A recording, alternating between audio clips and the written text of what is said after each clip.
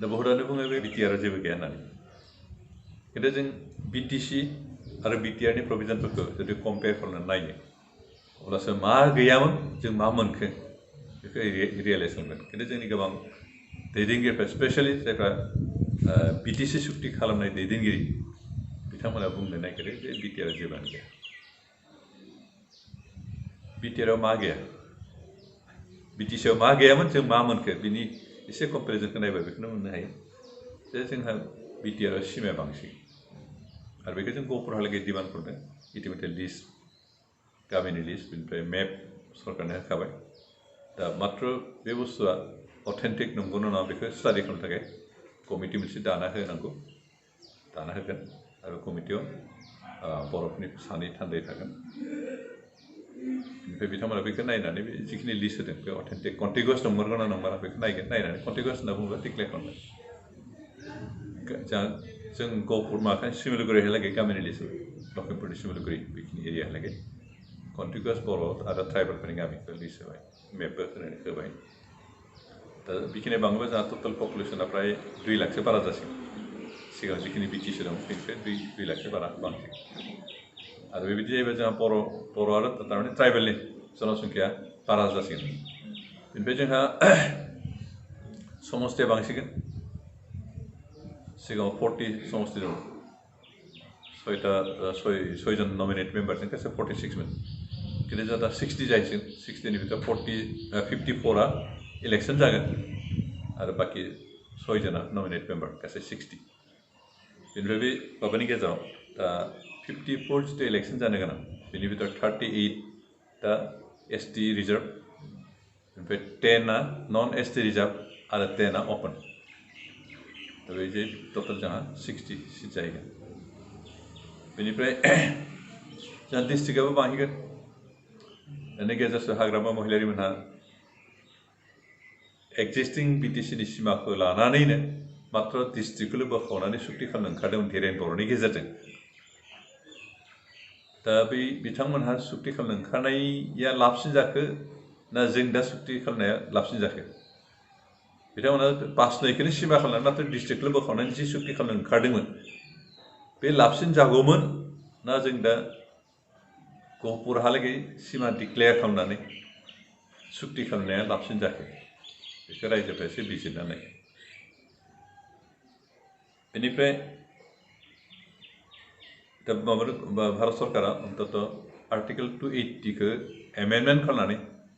council for direct फान्डिंनि बेबस्थाखौ खालामनानै आरो बे जोंनि थाखाय बयनिख्रुइ लाबसिन दं बिटिसिआवथ' बिदि गैयामोन बिटिसिनि डेभेलपमेन्टनि थाखाय सेन्ट्रेल गभर्नमेन्टनिफ्राय जेसेबां थाखा फैसा हरो स्टेट गभर्नमेन्टनि थ्रुयै हरोमोन आरो स्टेट गभर्नमेन्टआ मालाबा समाव बोसोरनै बोसोरथाम गाहाम हेल्डार खालामनानै दोननानै फान्डफोरखौ डाइभार्ट खालामनानै दोनोमोन बेनिखाय नांगौ समाव बिटिसि सरकार खामानि मावनो हायामोन बेनिखायनो एपइन्टमेन्टनि खोथायानो जा स्कुल प्रभिन्सियेलाइजेसननि खोथायानो जा स्कुल बिल्डिं लुनाय बायदिसिना खोथायानो जा आसाम गभर्नमेन्टनिफ्राय फाइनान्सियेल एप्रुभेल मोनागौमानि खामानि मावनो हाया खिन्थु एइबार बिटिआर जानायनि उनाव बे प्रब्लेमा फैनाय नुयो डाइरेक्ट फान्डिं जासिगोन जिहेतु बेनिखायनो सेन्ट्रेल गभर्नमेन्टआ जेसेबां थाखा हरो सेन्ट्रेल स्किम फ्लेगशिप स्किम जेसेबां जि स्किमनि थाखा हरो बे गासैबो डाइरेक्ट जागोनखाय जों टाइमलि खामानि मावनो हागोन आरो अन्तत बिटिआर ओनसोलाव थानाय रायजो राजाफ्रा डेभेलपमेन्टनि खेत्रआव बेक जानानै थानाय नङा बेनि अनगायैबो बिटिआरआ गोबां खाजोना रेभिनिउ टेक्स बिदि कालेक्सन खालामनो हासिगोन सिगाङाव बिटिसिनोबो होदोंमोन खिन्थु बिथांमोना बे सिस्टेमखौ बानायना लानो रोङिखौ हायाखै खांनानै लानो हायाखै खिन्थु एबार जों बेखौ खालामनानै लागोन जुदि सरकार दायो इउपिपिएलआ जुदि सरकार दानो हायो निश्चय जों बेखौ बानायगोन आरो बानायनानै जों निजा रेभिनिउ निजा टेक्स बेफोरखौ कालेक्सन खालामनो हायोबा अन्तत जों थाखा फैसानि थाखाय स्टेट गभर्नमेन्ट बा सेन्ट्रेल गभर्नमेन्टनि सायाव लामा नायबाय थानो गोनां जानायखौ जों निजेनो बेबस्थाफोरखौ खालामनो हायो बेनि अनगायैबो जोंहा आरो मोनसे बेनिफिटआ बेनो जे बिटिआर जाखांनायनि उनाव बिटिआर ओनसोलाव अन्तत ल एन्ड अर्डार बे कन्ट्रलिं केपासिटिखौ जों टु साम एक्सटेन्ट मोननो हानाय जाबाय सिगाङाव बिटिसिआ पुलिस प्रशासनखौ जेबो खामान होनो हायामोन खिन्थु एबार होनो हानाय जासिगोन कारन एग्रिमेन्टआव स्पष्टयै दोनखादों जे आसाम सरकारा सोरबा डिसि आरो एसपि खौ बिटिआर ओनसोलाव हरनोब्ला बिटिआरनि चिफजों कनसाल्ट खालामागौमानि हरनो हानाय नङा आरो बिटिआरनिफ्राय सोरबा एसपि बा डिसि खौ ट्रान्सफार खालामना लांनो गोनांबाबो बिटिआरनि चिफजों कनसाल्ट खालामागौमानि लांनो हानाय नङा आरो बेबायदि अथरिटि मोननाय मिन्स पुलिस प्रशासन ल एन्ड अर्डार माखौ किसु बाहायनो हानाय किसु कन्ट्रल खालामनो हानाय बे केपासिटिखौ जों मोनबाय जों आसलते 6 सिडिउल काउन्सिलसो 6 सिडिउल काउन्सिलाव बेखिनि केपासिटि थाया फुल फ्लेज स्टेटआल'सो आसलते बे ल एन्ड अर्डार सिटुएसनखौ कन्ट्रल खालामनो हायो दा जोंना दिल्ली सरकार दिल्लीयाथ' मोनसे फुल फ्लेज स्टेट खिन्थु थेवबो दिल्ली सरकार अरविन्द केजरीवाला पुलिस प्रशासनखौ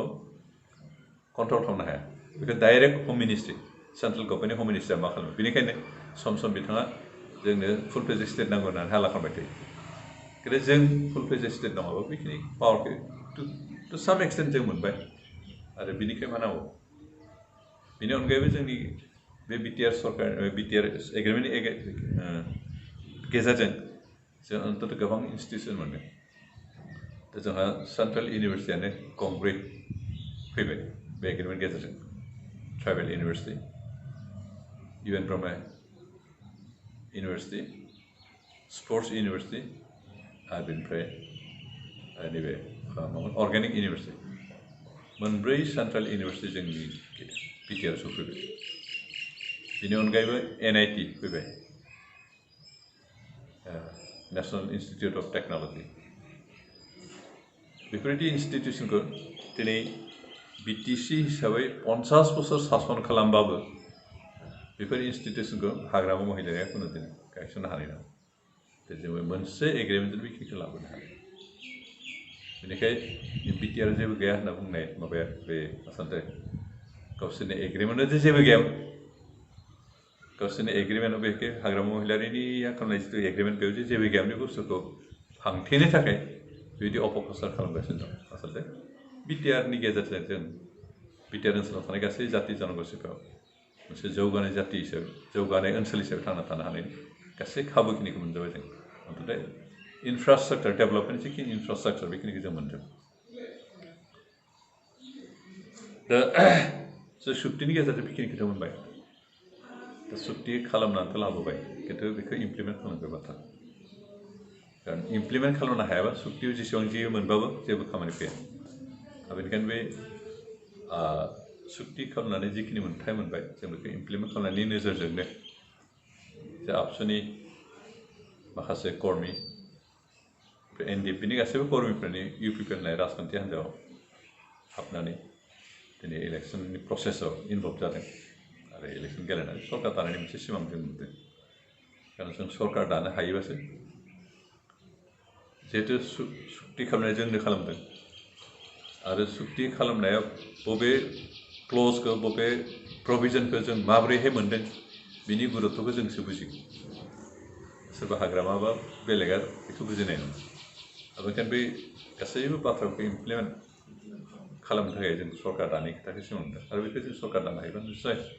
इमप्लिमेन्ट खालामगोन